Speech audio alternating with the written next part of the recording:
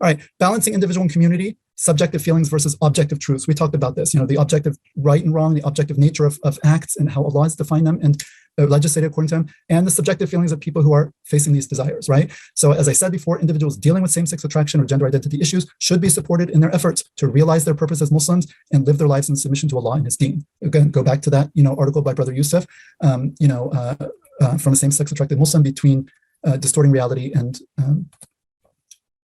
denying reality and distorting religion, okay? So we should have private support and consultation to people who deal with these issues, right? Someone comes to you, they should be able to go to an imam, to their parents, to trusted individuals, right? Like with any other problem they might have and need support, they should be able to find it within supportive and compassionate and loving communities, right? But this is private. Like if I have a drinking issue or anything else, right? I'm going to go and speak about it private. I'm not just going to come in and wear it on my shirt and sort of set up a table at the mosque. That's a very different thing, right?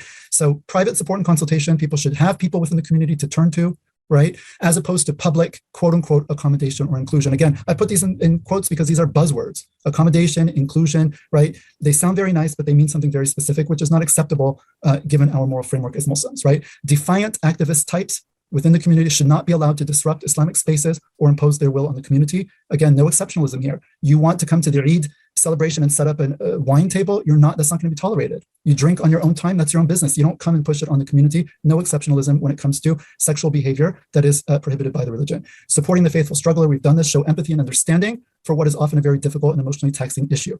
Support the person in general, spiritual and other ways, mentorship, general advice, listening ear, shoulder to cry on, right? But also, again, this is someone comes to you privately, know your limits. You are not a spiritual guide, you're not a professional psychologist, it's a deep issue, and you don't know the details of it. So what? Direct them to resources, such as all the resources we have in our community, such as A Way Beyond the Rainbow, podcasts, and these other resources, and maybe offer to discuss. But know your pay grade, as Paul said earlier. Don't go beyond your pay grade.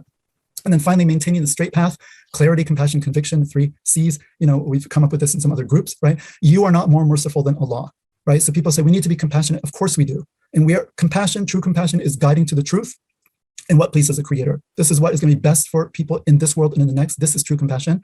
Compassion is not to usurp the place of God, overrule His legislation because you know better, right? This is something that people who, they come with this argument from compassion and justice. You're not more compassionate and just than Allah. He is Al-Adl, He is Ar-Rahman Ar-Rahim, and none of us can claim those titles for ourselves. Be humble and kind, but never apologetic about Islamic beliefs, right? We're not apologetic. Islam is clear. It's from the Creator. It's the birthright of every human being to know about it, to be told and to be invited to it.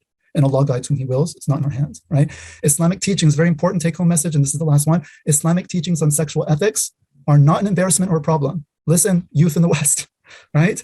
Islamic teachings on sexual ethics and gender and sexuality in the whole gamut are not an embarrassment or a problem. They are the only solution to our problems. They are the solution that the West itself desperately needs, and we all desperately need. And it is for us to realize that and take it on and articulate it in the best and most beautiful way.